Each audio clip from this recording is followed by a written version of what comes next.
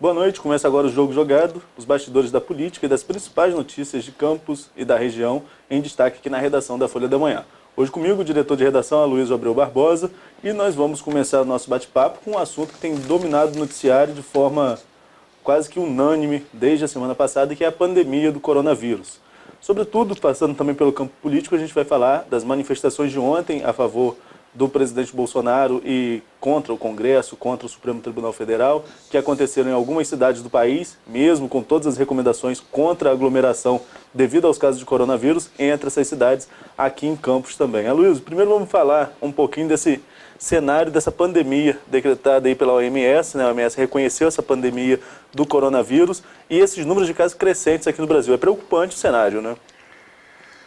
Eu já falei aqui, acho que anteriormente, que no Brasil a dengue, chikungunya e zika mataram e vão matar mais do que o coronavírus. Ocorre que essas três doenças são transmitidas por um mosquito. Quer dizer, eu estou doente, aqui eu não vou transmitir a você, não vou transmitir a ele que está aqui no mesmo estúdio. Se eu tivesse coronavírus, eu poderia transmitir, tanto para você quanto para ele e vice-versa. Ou seja, a capacidade de transmissão é muito maior. Sim. É um vírus da gripe, é uma variante do vírus da gripe, que foi adquirida por um animal, uma espécie de um tatu. Na China, o oriental tem essa mania de... Essa cultura, não é mania, é uma cultura, não se deve julgar, de qualquer fonte de proteína eles ingerem, até inseto, então é a sopa desse animal que parece que houve a ingestão. O primeiro caso foi lá em Wuhan, né, a cidade chinesa, e uma rápida capacidade de expansão, né? Acho que se a gente tivesse que buscar um paralelo, talvez fosse da gripe espanhola, que hoje se chama de influenza H1N1. A gripe espanhola ela nasceu na Primeira Guerra Mundial, que durou de 1914 a 1918. Naquela época havia muito menos interação de populações de lugares diferentes, porque o mundo era mais estático, as migrações eram mais difíceis. E você botou aquele bando de gente em trincheiras, foi uma guerra de trincheiras, onde se morria, se urinava, se defecava, se comia, se dormia ali. Um bando de gente em um lugar diferente que nunca conviveu, levando cada um seu próprio vírus da gripe do seu local. Todo mundo junto num ambiente insalubre. O resultado foi o influenza H1N1, que matou mais gente do que a Primeira Guerra Mundial. O resultado da insalubridade das trincheiras da Primeira Guerra Mundial, na forma do H1N1, matou mais gente do que de bala, de canhão, enfim. É um paralelo que a gente tem. Inclusive afetou Campos. A minha bisavó materna, ela morreu de gripe espanhola. E morava aqui na Praça São Salvador, campista da Gema mesmo. Morava em cima do prédio da Leira de Apolo. Ela morreu de gripe espanhola, em 1919, se eu não me engano. Então, estamos agora com um outro variante do vírus da gripe, que é o coronavírus. E o problema do coronavírus não é a mortalidade. A mortalidade dele, ela se acentua muito com comorbidades específicas, quais sejam asma, bronquite, doença cardíaca. Essas pessoas têm um grupo de risco. Por que doença cardíaca? Porque o pulmão estando afetado, o coração tem que trabalhar mais para bombear. Se tiver uma comorbidade, logicamente, sendo exigido, ele pode não sustentar o batimento. Mas o problema do coronavírus é porque ele se expande muito rapidamente e a maneira que você tem de tratar os casos mais graves é você entubando e fazendo uma máquina fazendo a ventilação do pulmão. Você tem que entubar a pessoa. Para fazer isso, você tem que fazer numa UTI.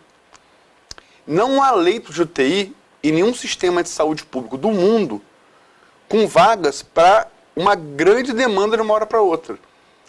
E o que também é efeito colateral.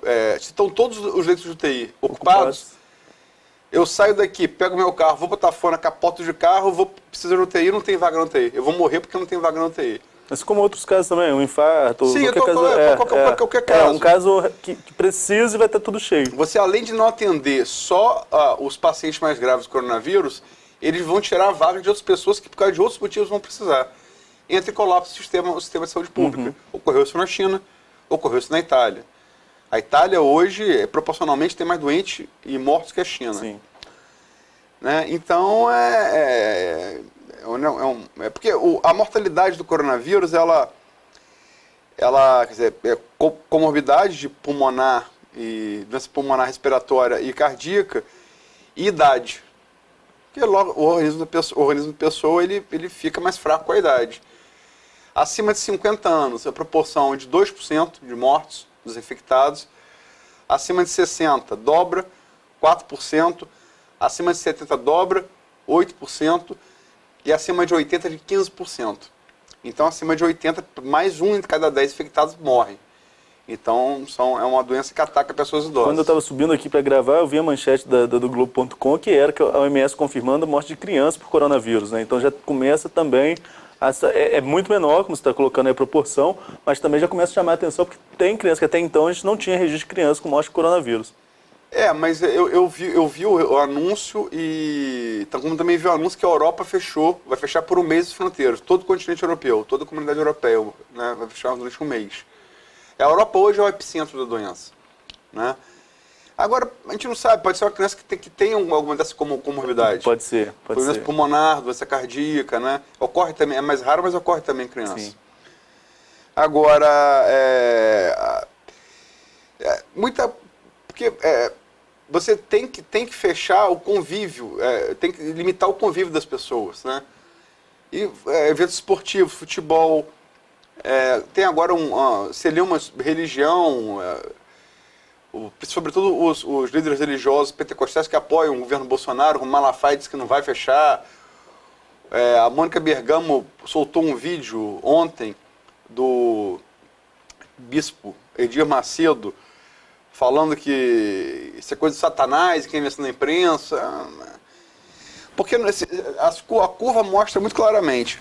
Os países que tomam medidas preventivas, a curva vai existir, mas ela achata essa curva. Uhum. Se achata a curva, o pico está mais distanciado no tempo, você não colapsa o sistema de saúde. Sim. O problema é a doença que o coronavírus causa no sistema de saúde. Né? E as passeatas do governo Bolsonaro, que se repetiram ontem em Campos, você teve cerca de 200 manifestantes que se reuniram ali na Igreja do Saco, entre a Estrada do Contorno e Alberto Torres, e de lá saíram em carreata. Né? E com coisas, como se repetiu em Campos e em vários locais do Brasil, com pedidos inconstitucionais. Tem uma faixa aqui, estamos com o Bolsonaro, isso em Campos, intervenção militar já, fecha o STF, Câmara e Senado. Quer dizer, e o que é mais irônico é que, tanto em Campos quanto no Brasil, a faixa etária desses manifestantes é uma faixa etária já de meia para terceira idade. São os que a gente popularmente chama de tios e tias do WhatsApp, né? Todos, a maioria branca, de classe média alta. Sim. Né? E que se reúnem ali e é o grupo que corre mais risco de ser infectado, né? Via falecer. Enfim, e o próprio Bolsonaro recomenda, é uma loucura, porque ele recomenda que as pessoas não vão. Ele sai em frente ao Palácio Planalto para cumprimentar as pessoas, e ele vem de uma viagem que 4 pessoas foram infectadas. E que ele levou toda a imprensa do mundo a questionar se infectou ou não o Donald Trump. Sim. Que teve que, a contragosto, fazer um exame do coronavírus. Né? Inclusive, foi muito apertado na coletiva da mídia americana e mundial por conta disso.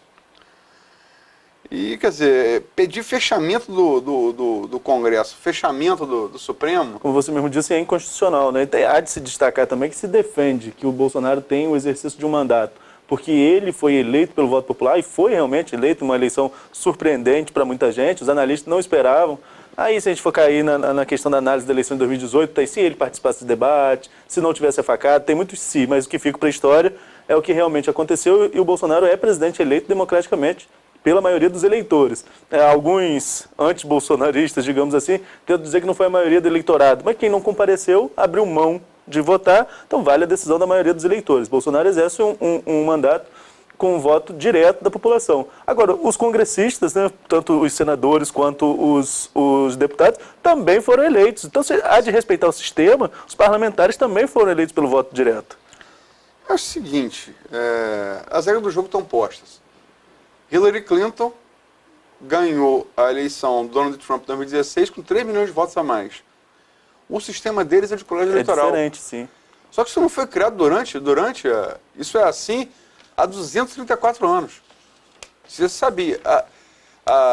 Realmente, Bolsonaro não teve a maioria dos aptos a votar. Né? Ele teve a maioria dos que foram votar. Dos que foram votar, exato. E dos votos válidos, né? Porque eu, por exemplo, fui votar e votei nulo. Uhum. E muita gente fez a mesma coisa no segundo turno. Né? Agora, como você falou, os deputados e senadores também são eleitos por voto popular. E o deputado, quem que está nos ouvindo, que tem mais proximidade com o presidente do que com o deputado? Lógico, a proximidade só com o deputado. Exato. Vladimir e Marcão são deputados de Campos. Tem Clarice também, que embora esteja radicada no Rio, é de Campos. Eu acho que qualquer campista vai ter mais possibilidade de cobrar a Vladimir, a Marcão ou a Felício Laterça no Macaé, né? A um desses parlamentares regionais, sim. do que vai ter que cobrar o presidente. Então, o parlamentar, ele é muito mais, pela proximidade, pela possibilidade de você chegar e fazer isso daqui, conversar ou mandar um WhatsApp e tal, ele é muito mais representante do eleitor do que o presidente da República, né? Os dois têm que ser respeitados de maneira igual. Como você falou, Bolsonaro foi eleito democraticamente com as regras do jogo. E é democrático se defender o governo. Sim. O que não é democrático e não pode ser aceito é você pedir fechamento do Congresso, fechamento do Supremo e intervenção militar. Até porque vivêssemos numa ditadura militar, quem não cumprisse a orientação do Ministério da Saúde, ia ser mais fácil resolver. Seria. Como foi na China. É pau de arara. Certamente seria. Ontem mesmo, alguns eventos aqui em Campos, né, eu saí à noite um pouco de carro, estava passando, a polícia estava chegando em alguns eventos, mandando desligar esse som, porque existe decreto pedindo para que não aconteça aglomeração. Eu não sei como que foi a questão desse evento aí pró-Bolsonaro que aconteceu na BR-101, se teve intervenção policial ou não. Aí eu não sei como que ficou, se a polícia chegou até lá ou não, se houve algum tipo de orientação, você sabe como que ficou esse contexto? Não. Também não acompanhei bem de perto esse desdobramento. Agora, hoje o governador Wilson Witzel acabou de dar uma coletiva pedindo que as pessoas evitem ir a bares e a restaurantes, que peçam comida em casa, serviço de delivery, que não tenha tanto contato com a rua. E ele falou, vai pedir, porque... e ele usa muito, pelo amor de Deus. Usou isso na entrevista Globo hoje. Pelo amor de Deus, tenham consciência do que está acontecendo, não é guerra ideológica, não é guerra de partido, nós vivemos um grande risco. Com todas as ressalvas que se possam ter ao Witzel, por ser um político novo, ser um político que é uma pessoa que entrou na política agora e muitas vezes parece vislumbrado com cargo, ele está tendo um posicionamento, no mínimo, consciente de tentar orientar a população que não é o momento de ir para a rua, não são férias escolares.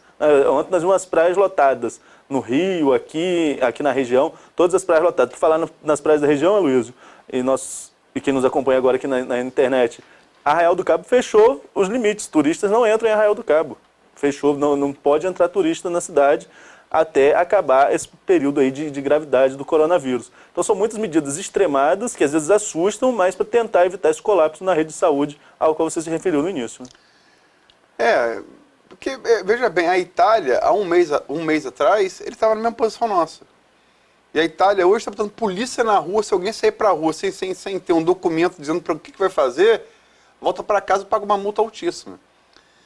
Eu espero que realmente não tenha que colapsar o nosso sistema de saúde pública, porque por enquanto realmente os doentes, o grosso deles são de pessoas que foram para o exterior e voltaram. Uhum. São pessoas que, por conseguinte, podem pagar um plano de saúde e não precisa do sistema público, mas vai chegar às áreas periféricas, vai chegar a gente que precisa do SUS.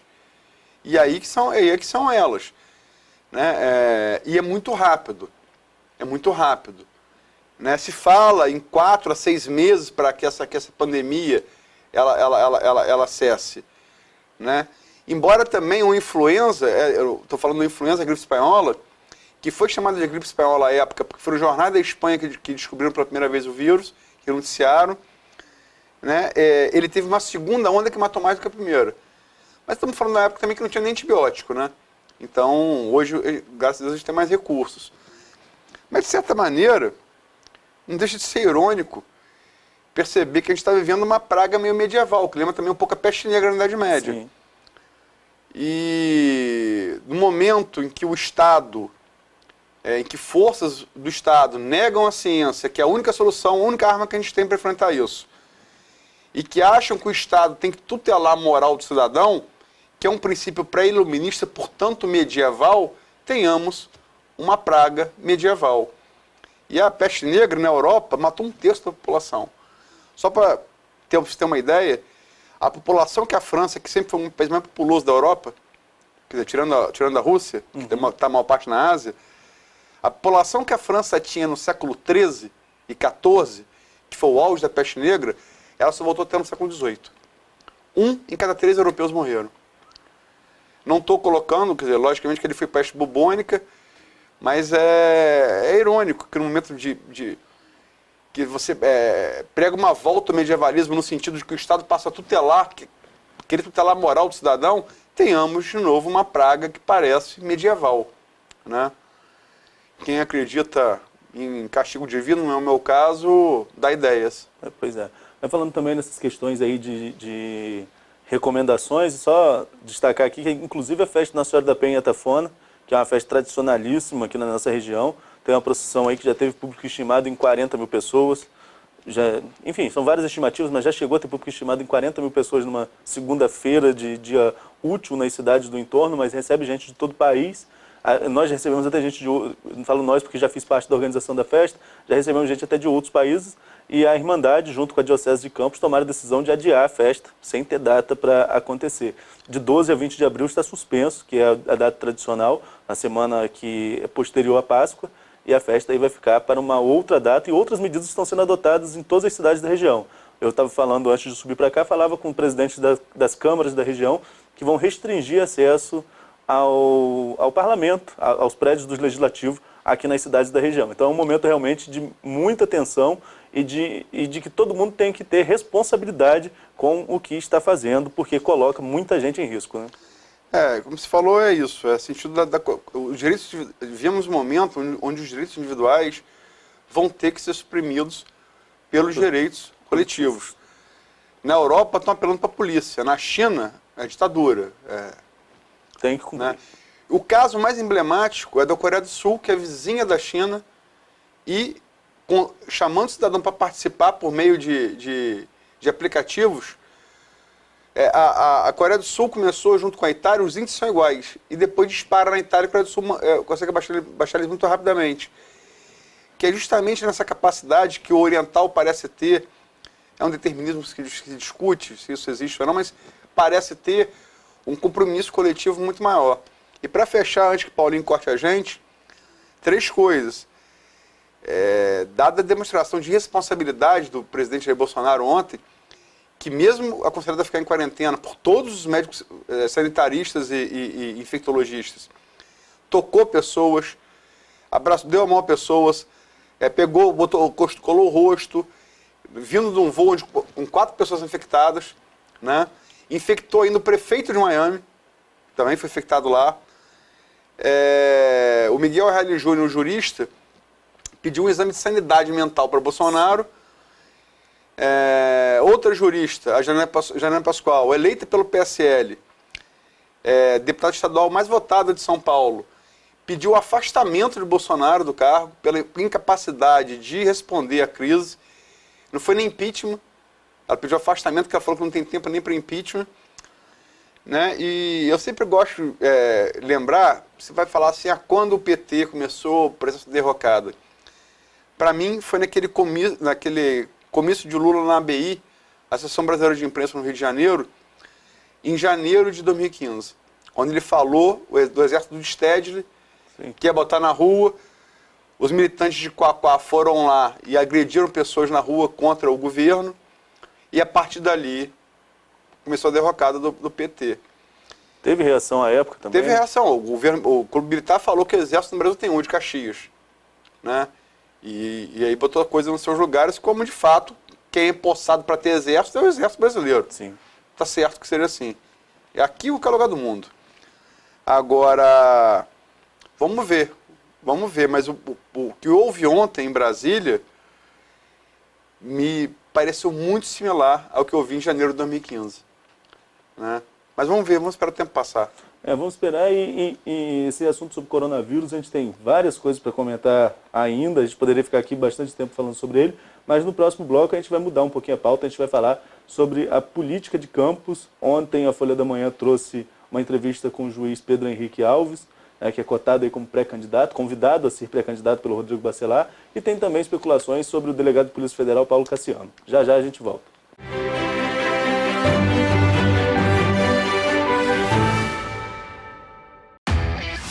Toca música, notícia, informação. Folha FM 98,3. Chegamos trazendo conteúdo de primeira. Jornalismo, música e muito mais. Do jeito que a Folha faz. Nova rádio Folha FM 98,3. Sintonize. Compartilhe. Folha FM. A rádio que toca você.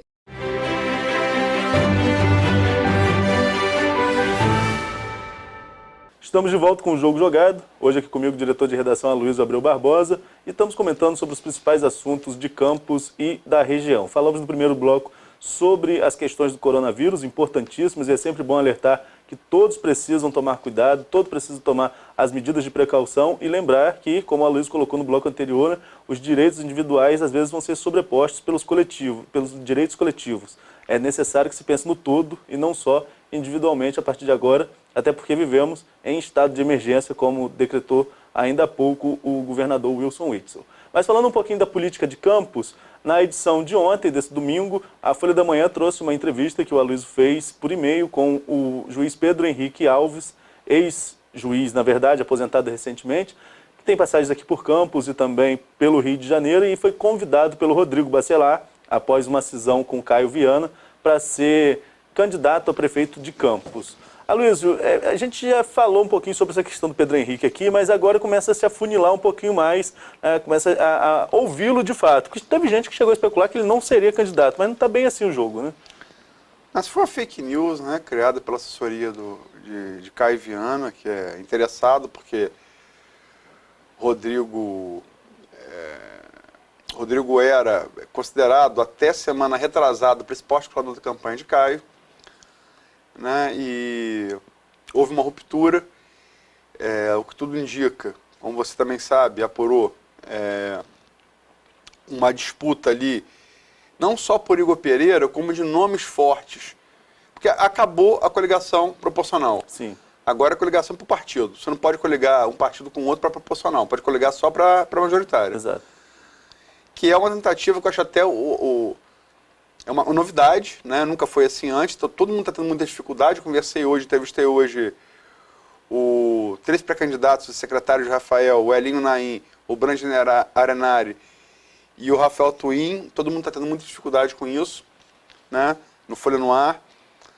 E o convite, houve essa briga, essa disputa de Rodrigo com Caio por Igor Pereira, né, o líder do G7, hoje G7, é G8, agora é G7. A tendência do G é oposta à da coronavírus. O G tem curva descendente e o coronavírus curva ascendente. Acho que uma vai cair, outra vai crescer. O Ivan Machado saiu, anunciou no Folha no Ar e depois saiu, falou na tribuna da Câmara, que era do G8, tornando G7. Mas enfim, teve essa disputa. A disputa, eu tive informação hoje que gira mesmo em torno daquilo que eu tinha noticiado desde dezembro do ano passado, da garantia também de Igor, se eleito, ser presidente da Câmara, né? Tá em torno disso. Igor, você foi assessor dele, você conhece ele bem, sim. É um político ambicioso, como de resto, como diria Capi, né? Eu não creio artista vaidoso, então também não posso acreditar em político humilde. Não, perdão, Capi dizia que não creio em artista humilde, né? Todo artista é vaidoso, acho que todo político também... Certamente. Uns mais, outros menos, né? Mas enfim. E a partir dali, essa disputa por nominata, Rodrigo é do SD, Caio do PDT, querendo reforçar sua nominata. Houve a ruptura e na segunda-feira o Rodrigo almoçou com o Pedro Henrique, que por último atuou na comarca do Rio de Janeiro. Ganhou inclusive evidência nacional naquele caso do Ninho do Urubu, quando interditou o centro de treinamento do Flamengo, aquela tragédia horrível dos 10 jovens mortos, jovens atletas do Flamengo, né, mortos aí no início de 2019, que chocou o Brasil e o mundo ali no início do ano passado. E estava atuando lá, se aposentou há pouco tempo, está com a família lá, a mulher também é magistrada e atua na Baixada Fluminense, o filho estuda no Rio de Janeiro, tem 8 anos, já está com uma vida, né? Isso seria o maior empecilho para ele. E entrevistei não por e-mail, entrevistei por WhatsApp. E ele, quem leu a entrevista, quem ainda não leu, tá tanto na edição do Jornal de Domingo da Folha da Manhã, quanto no blog Opiniões, hospedado no Folha 1, convido para que leia. Ele está pensando, sim, em ser candidato a prefeito de Campos. Eu estou sabendo, não que ele tenha me dito, mas estou sabendo por outra fonte, que essa decisão deve se dar, inclusive, amanhã, terça-feira. Tem uma das respostas, eu li a entrevista hoje, não tive a oportunidade de lê-la ontem, mas em uma das respostas eu também achei que era uma resposta de candidato. Que eu tenho condições de governar a cidade onde eu nasci. Eu achei muito afirmativa a resposta, né? Porque normalmente pré-candidato é ensaboado, foge pela tangente, quando ainda está pensando, fica só naquilo que estou pensando. Eu achei muito... Está nas últimas perguntas ali, na última coluna do jornal, que eu li no jornal, na última coluna, quando ele diz, eu tenho condições, é afirmativo, eu tenho condições de governar a cidade onde eu nasci. Achei que ele está no jogo. E ele sabe a densidade dele, que ele tem uma outra resposta já no início da entrevista, que o nome dele, se realmente for confirmado, altera a configuração aí do jogo. Eu fiz algumas perguntas a ele em relação a isso. Você tem exemplos disso, o próprio Witzel, um juiz federal que foi muito corajoso, inclusive, largou a magistratura assim, sem ter... Não é como um mandato parlamentar que você se licencia e depois volta. Largou a magistratura, você não volta para a magistratura se perder a eleição. O Witzel foi muito corajoso. E com 1% das pesquisas. Muito obstinado. Inclusive, quando a gente entrevistou ele, você é o dia, né? Eu e a Suzy. Tem o caso do Bredas, que é sempre lembrado para disputar a Prefeitura do Rio de Janeiro, agora também em outubro. E tem o caso do Sérgio Moro, que inclusive foi arguído sobre isso na Globo News, né? Na Globo News, agora numa entrevista da semana passada. E só lembrar, para não esquecer, ainda com o coronavírus, ontem na estreia da CNN Brasil, o próprio Mandetta advertiu, repreendeu Bolsonaro publicamente. Não falou que o que ele fez tá errado. Né? E ter tido contato, tendo suspeito de infecção de coronavírus, demandando aí no segundo teste, né, ele ter tido contato físico com populares. Né? Mas, enfim, eu acho também que ele tá pensando seriamente, sim, em vir pré-candidato. Sérgio Moro pode, eu falei na entrevista, se arguiu a ele sobre a possibilidade dele concorrer a presidente em 2022. É um nome sempre lembrado, né? Então ele tem essa coisa desse recall, que hoje qualquer magistrado pega, da Lava Jato, que ainda é muito popular, com todos os questionamentos. E Pedro Henrique sempre foi um juiz de postura assertiva. Né? É um estilo assim, meio Ralph Manhães, um estilo meio Glaucenir, Oliveira, meio Bredas, né? Ele tem esse estilo, é o estilo pessoal. Enfim, é isso. E outra novidade, mas se eu tivesse que responder das conversas que eu tive por telefone e contatos, eu acho que ele está pensando muito seriamente sim para ser pré-candidato. E a densidade dele nesse jogo? É muito difícil ainda, sem pesquisa, a gente só pode falar em base de achismo. Só vai no bastidor mesmo que sacode um pouquinho, né? Porque é um nome novo, que muito se fala, a gente estava até conversando isso com o Suzy aqui no último programa, o Suzy esteve aqui na quinta-feira, e a gente estava conversando sobre isso. Muito se fala que Campos não tem um nome novo para a política. Seria Joilson Barcelos. Seria Joilson quando surgiu, mas Rafael, que é neto, é prefeito, está no cargo, e é neto de Zezé Barbosa. Vladimir Garottini, e assim vem, Caio e Arnaldo. Rodrigo, Marcos E Marcos, então. E o juiz seria esse nome novo que poderia dar uma sacudida aí na estrutura de bastidor. Não, com certeza, se ele entrar, ele vai mudar o tabuleiro todo. Agora, a gravidade dele... Aí só pesquisa. Só pesquisa. Se ele vai ser peão, bispo, cavalo, torre, rainha ou rei, só a pesquisa. Só na pesquisa pra gente ter uma noção. Embora também o Witzel tá aí. O Witzel foi 3 dias antes do pleito. Sim. Então também até pesquisa, né? Agora, logicamente, o principal afeta Caio. Perde o apoio de Bacelar. Uma coisa que a gente não falou aqui é que nesse almoço, de segunda-feira, em sequência eles vão se encontrar com o André Siciliano, que reforça o apoio a ele, caso ele aceite ser pré-candidato primeiro e depois homologado em convenção, candidato a prefeito.